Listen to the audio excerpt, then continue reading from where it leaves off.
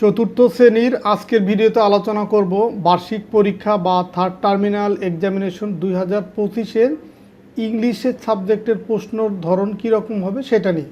তো ইংলিশ প্রশ্নটা হবে তোমাদের 100 মার্কের একটা প্রশ্ন এবং এখানে সময় পাওয়া হচ্ছে 2.5 ঘন্টা। তোমার চতুর্থ শ্রেণীর সবগুলো সাবজেক্টের অ্যাকচুয়ালি পরীক্ষা হচ্ছে 100 মার্ক হবে পূর্ণ মার্ক এবং সময় হচ্ছে 2.5 ঘন্টা করে বা 2 ঘন্টা 30 মিনিট করে সময় পাবা।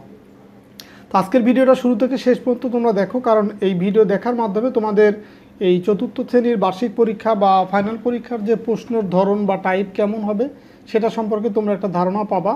তো এইখানে এই প্রশ্নগুলো দেখলে তোমাদের যে প্রশ্নের প্রতি যে একটা ভয় বা পরীক্ষার হলে প্রশ্ন পেলে যে একটা ভয় কাজ করে, হয়তো জানা জিনিস অনেক সময় ভুলে যাও, তো এই ভয়টা দূর হবে এবং তোমরা প্রশ্ন সম্পর্কে তোমাদের একটা কনফিডেন্স তৈরি হবে যে না, যে তুমি পারবা। তো এই ভিডিওগুলো দেখার মাধ্যমে, এই প্রশ্নের ভিডিওগুলো দেখার মাধ্যমে তোমাদের এই কনফিডেন্সটা গ্রো করবে বা কনফিডেন্স তৈরি হবে এবং তুমি স্বাচ্ছন্দ্যে পরীক্ষা দিতে পারবে। তো এখানে প্রশ্ন দেখো যে প্রথমে হচ্ছে একটা প্যাসেজ থাকবে, এই যে এটা হচ্ছে একটা প্যাসেজ, এই প্যাসেজটা তোমাকে ভালোভাবে পড়তে হবে একদম। এখানে শুরু থেকে এই যে এখান থেকে একদম এই পর্যন্ত তোমাকে এই প্যাসেজটা ভালোভাবে পড়তে হবে। প্যাসেজটা পড়ে তোমাকে বুঝতে হবে যে এর ভিতরে কি আছে, পুরো ঘটনার বাংলাটা তোমাকে বুঝতে হবে। যদি তুমি বাংলাটা ভালোভাবে বুঝো দেন হচ্ছে পরবর্তী প্রশ্নগুলোর অ্যান্সার তুমি দিতে পারবে। এখানে এই প্যাসেজের আলোকে এই 1, 2, 3, 4 এই 4টা প্রশ্নের অ্যান্সার দিতে হবে। এর ভিতরে হচ্ছে 1 নম্বরে এখানে থাকবে হচ্ছে তোমার এমসিকিউ বা বহু নির্বাচনীয় প্রশ্ন, এখানে হচ্ছে তোমার 5 মার্ক। এখানে 5টা এমসিকিউ বা বহু নির্বাচনীয় প্রশ্ন থাকবে প্যাসেজের আলোকে। অথবা এখানে তোমার থাকতে পারে যে এইখানে কিছু শব্দ থাকবে, এই যে এখানে যেমন দেখো 6-7টা শব্দ আছে, এর ভিতরে 5টা শূন্যস্থান আছে নিচে, যে এই যে ABCD এখানে 5টা শূন্যস্থান আছে। তো এই শব্দগুলা সঠিকভাবে প্রয়োগ করতে হবে যে কোন শূন্যস্থানে কোন শব্দটা বসবে। তো এটাও তুমি প্যাসেজ থেকে ধারণা পাবা। তো একে অনেক সময় এমসিকিউ থাকে বা বহু নির্বাচনের প্রশ্ন অথবা শূন্যস্থান এভাবে থাকতে পারে 5 মার্কের। 2 নম্বর হচ্ছে ট্রু ফলস আইডেন্টিফাই করা বা ট্রু ফলস কোনটা সেটা লেখা। যেমন ABCD এখানে 5টা প্রশ্ন আছে। তো the family of Alvi is from Dhaka, তো এটা ট্রু বা ফলস কোনটা সেটা তোমাকে লিখতে হবে। মানে যদি সত্য হয় তাহলে নিচে ডান পাশে লিখবা ট্রু, এই বাক্যটা লেখে ট্রু, আর যদি মিথ্যা হয় তাহলে লিখবা ফলস।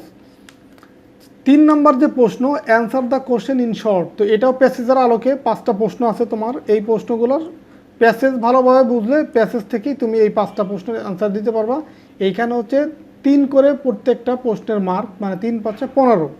4 নম্বর হচ্ছে write a short composition on a trip that you made by answering the following question. তো এখানে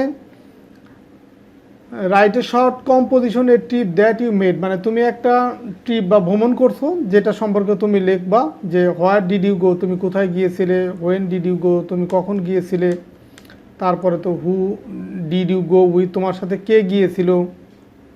তো এরকম তোমার এখানে 5টা প্রশ্ন থাকবে, এই 5টা প্রশ্ন তোমার অ্যান্সার করতে হবে। এইখানে হচ্ছে 10 মার্ক।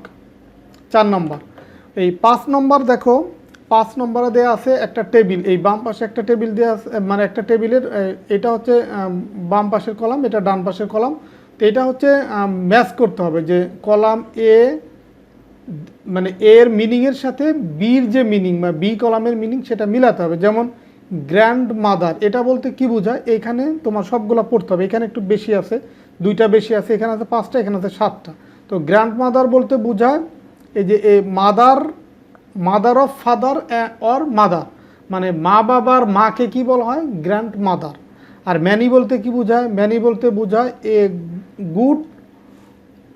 গুড নাম্বার অফ, এটা হচ্ছে ম্যানি বলতে এটা বোঝায়। রিলেটিভ বলতে কি বোঝায়, রিলেটিভ বলতে বোঝায় এই যে ব্লাড রিলেশন, মানে রক্তের জাতীয় তাদেরকে রিলেটিভ বলা হয়। নেয়ার বলতে কি বোঝায়, নেয়ার হচ্ছে ক্লোজ টু। ট্রিপ মানে হচ্ছে ভ্রমণ, এই ট্রাভেল মানেও হচ্ছে ভ্রমণ। তো এটা তোমাকে এরকম মিলিয়ে লিখতে হবে।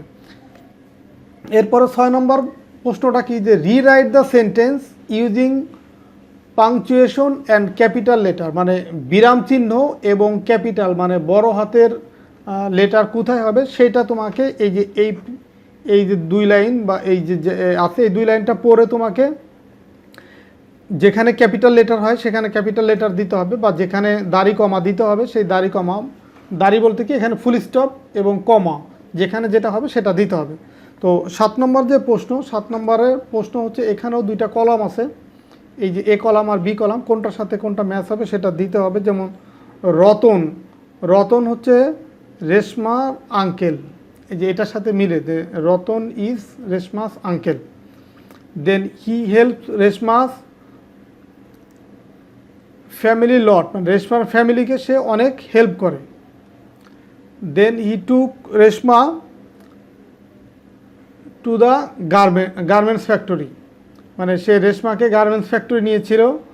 Babul is,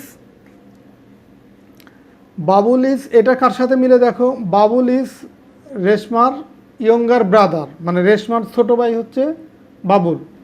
her mother stitches and sells nakshi kantha, মানে তার মা নকশিকাতা সেলাই করে এবং সেল করে। তো এইভাবে তোমাকে এটাও মিলিয়ে লিখতে হবে। এরপরে হচ্ছে 8 নম্বর, এখানে দেখো অনেকগুলা শব্দ আছে, অনেকগুলা বলতে এখানে 5টা শব্দ আছে এই প্রশ্নবাদক শব্দগুলা। তো এই শব্দগুলো কখন মানে কোনটা কোথায় বসবে সেটা লিখতে হবে। যেমন ড্যাশ ইজ সালমা আক্তার, মানে হু ইজ সালমা আক্তার, এই যে এখানে হু বসে, মানে সালমা কে। Dash class is Ali in, এটা হয় হট ক্লাস, মানে এই হট হয় এখানে, যে কোন ক্লাসে আলি পড়ে। ড্যাশ ইজ শিরিন ফরম, মানে হোয়ার ফরম, এই যে হোয়ারটা বসবে এখানে, হোয়ার ইজ শিরিন ফরম। তো এখানে তারপরে ডি নাম্বারে বসবে হাউ, হাউ ওল্ড ইজ বিজয়, মানে বিজয়ের বয়স কত। ই নাম্বারে তোমার বসবে হচ্ছে ড্যাশ ফ্রেন্ড ইজ আয়শা, মানে হুজ ফ্রেন্ড, মানে আয়শা কার ফ্রেন্ড বা কার বান্ধবী। তো এইভাবে তোমার এই শূন্যস্থানগুলো এখানেও ফিল আপ করতে হবে। দেন হচ্ছে দেখো 9 নম্বরে যেগুলো, 9 নম্বরে একটা প্যাসেজ আছে এবং এইখানে কিছু শব্দ দেয়া আছে, এই শব্দগুলোর তোমার প্রেজেন্ট রূপ বা পাস্ট পার্টিসিপল রূপ বা পাস্ট রূপ সেটা তোমার লিখতে হবে। যেমন রেশমাস ফ্যামিলি, এখানে হবে came, came to Dhaka from village, মানে ভিলেজ থেকে তারা ঢাকা এসেছিল। দেয়ার, এখানে বিভার বসবে, বিভার মানে এম ইজ আর ওয়াজ, তো এখানে বসবে was. There was river erosion in her village. They, এই যে লস আছে এটার পরিবর্তে কী হবে lost, they lost their home, তারা তাদের বাড়ি হারিয়েছিল। হার ফাদার বিকেম এ রিক্সা পোলার, তার বাবা রিক্সা চালক হয়েছিল। But he died in accident, মানে বাট এই যে সে, এখানে ডাই আছে এখানে হবে ডাইড, মারা গিয়েছিল। ইজ ইন অ্যান অ্যাক্সিডেন্ট, এখানে সব কিন্তু তোমার পাস্ট রূপে আছে। দেন রেশমাস আঙ্কেল হেল্প, তার ফ্যামিলিকে হেল্প করেছিল, মানে এই যে পাস্ট রূপ হবে। হি ফাউন্ড, এই যে ফাইন্ড আছে এখানে হবে found. He found a house for them, he also টুক, এখানে কিন্তু সবগুলাই পাস্ট রূপে হবে এই শূন্যস্থানে, এখানে ম্যাক্সিমাম পাস্ট রূপে হচ্ছে। তারপর আছে কি শি ওয়ার্ক, এটা যা আছে তাই হবে, শি ওয়ার্ক, সরি এস হবে, যেহেতু এখানে শি আছে সিঙ্গুলার নাম্বার এই কারণে ভার্বের শেষে এস যুক্ত হবে। She often work extra hours so that he can, এখানে হবে মেক, এখানে যা আছে তার মেক মোর মানি, মানে সে যত বেশি টাকা ইনকাম করতে পারে। এরপরে দেখো 10 নম্বরে এটাও একটা প্যাসেজ আছে, এইখানে এই প্যাসেজ এটা হচ্ছে 5 মার্ক। এখানে হচ্ছে তুমি একটা জাস্ট তুমি রেগুলার কখন ঘুম থেকে উঠো বা কখন স্কুলে যাও, কখন খেলতে যাও বা কখন ঘুমাতে যাও এটাই লিখতে হবে। যেমন on weekdays I usually get up at, তুমি কয়টায় ঘুম থেকে উঠো, তুমি ধরো 6টায় উঠতে পারো, 7টায় উঠতে পারো, যে কোনো একটা লিখলেই হবে এখানে, সকালে মানে 6টা 7টা একটা টাইম লিখতে হবে। 7 o'clock in the morning I have my breakfast with my sister at, মানে কয়টায় তুমি ব্রেকফাস্ট খাও সেটা লিখবা, তুমি 8টা হতে পারে বা 8:30 হতে পারে বা 9টা হতে পারে। তো এখানে লিখলাম আমরা 8 AM নাস্তা করে।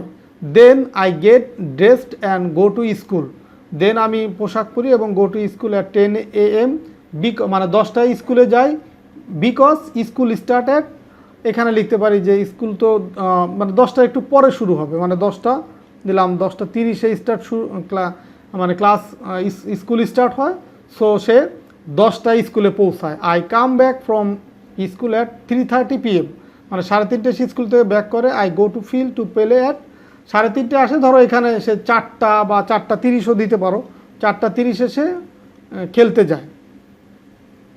I come back from field at 6 o'clock in the evening, then I do my homework up to 8:30 PM, মানে সে এই যে 6টায় খেলার মাঠ থেকে ফিরে আসে, দেন সে 8:30 পর্যন্ত হোমওয়ার্ক করে। After that I enjoy TV programme at 9 AM, then 8:30 থেকে সে 9টা পর্যন্ত টিভি দেখে। I have my dinner, then আমি ডিনার করি, and then go to bed at, এখানে দিতে পারো 10টা, বা তুমি ধরো 11টায় ঘুমাইলে সে 11টা দিতে পারো। তো এখানে আসলে তোমার যে ডেইলি যে লাইফস্টাইল, তুমি কখন ঘুম থেকে ওঠো, কখন স্কুলে যাও, কখন খেলতে যাও, কখন ঘুমাতে যাও, এটা তোমার মতো করে তুমি সময় বসালেই হবে। তুমি ডেইলি যে কাজগুলো করো সেই সময়টা এখানে বসাইলে হবে। এরপরে দেখো 11 নম্বর প্রশ্ন যে সাপোজ ইউ আর শিহাব, ধরো তুমি Shihab, write a letter to your friend, মানে তুমি তোমার বন্ধু আসিফকে একটা চিঠি লিখবা, describing him about your last Eid ul Fitr, মানে লাস্ট ঈদুল ফিতর, তোমার ঈদুল ফিতর বর্ণনা করে তুমি তোমার বন্ধুকে একটা চিঠি লিখবা। তো এই হচ্ছে তোমার 11টা প্রশ্ন। তো আশা করি আজকের ভিডিওর মাধ্যমে তোমাদের যে 2025 সালের যে ইংরেজি প্রশ্ন, সেই প্রশ্নর ধরন বা টাইপ সম্পর্কে তোমাদের একটা ধারণা হয়েছে। তো তোমাদের প্রশ্ন কিন্তু এই টাইপেরই হবে। এইখানে যে প্রশ্নগুলো আমরা আলোচনা করলাম, এই শূন্যস্থান বা এমসিকিউ প্রশ্ন, ট্রু ফলস বা প্যাসেজ, তো তোমাদের প্রশ্ন কিন্তু এরকমই হবে। তো এটা যদি ভালোভাবে তোমরা এইটা সম্পর্কে আইডিয়া থাকে, তাহলে তোমরা পরীক্ষার হলে তোমাদের ভয় পাওয়ার কিছু নাই, বা তোমরা সুন্দর করে পরীক্ষার হলে লিখতে পারবা। তো ঠিক আছে, সবাই ভালো থাকো, সুস্থ থাকো। আর তোমরা যদি আরও প্রশ্ন পেতে চাও এই টাইপের, তাহলে আমার ভিডিও ডেসক্রিপশনে হোয়াটসঅ্যাপ নাম্বার দেওয়া আছে, সেখানে যোগাযোগ করতে পারো।